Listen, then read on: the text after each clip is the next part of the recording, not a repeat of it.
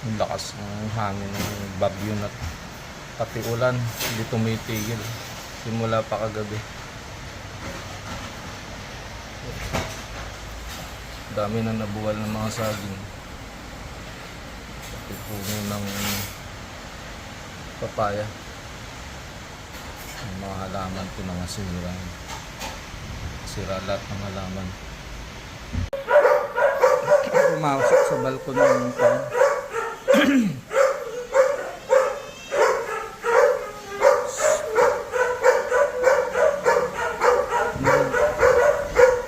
nabuwal na ang ano ng papaya, puno ng papaya.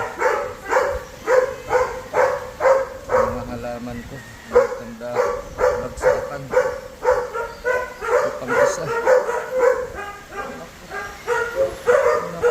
nasira yung mga halaman ko. Lakas ng bagyong Aghon. Marami akong gagawin, marami akong pupulin. Sira ang halaman. Sira talaga sa kuryente. Lakas ng ulan. Unang bagyo dito sa Pilipinas. Dumaan pa talaga sa Batangas.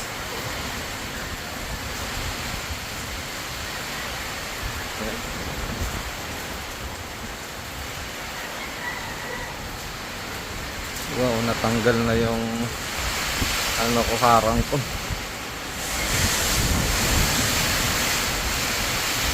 Lakas ang hangin. Naku.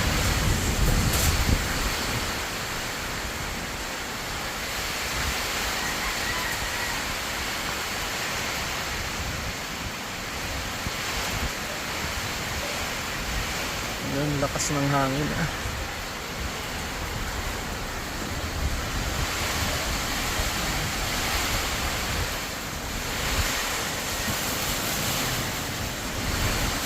Naubig naman ang hangin.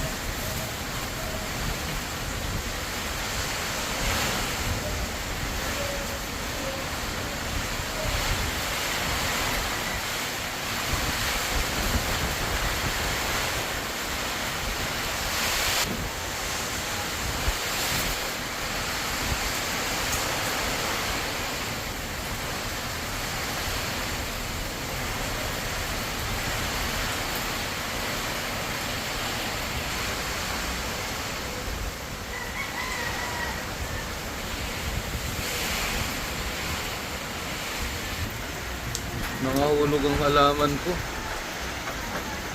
Oh.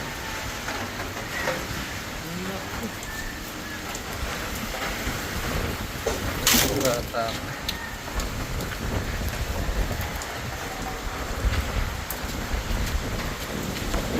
Nahulog na. Kapag yung mga halaman ko nagkanda hulog, patay. Halaman ko ba?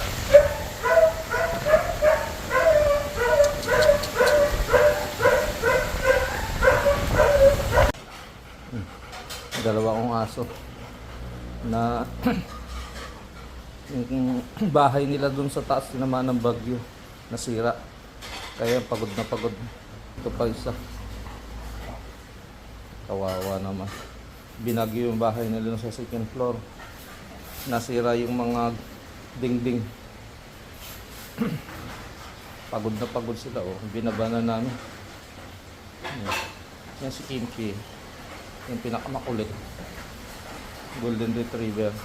Ito naman Kring Kring, yung babae, mabait, maganda, nakatulog na. Pagod na sila. May stress sa bagyo yan, kawawa naman.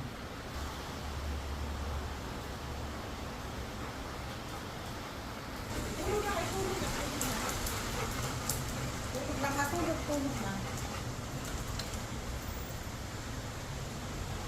Ito ko ba rin gagawin? Tulog lang ako.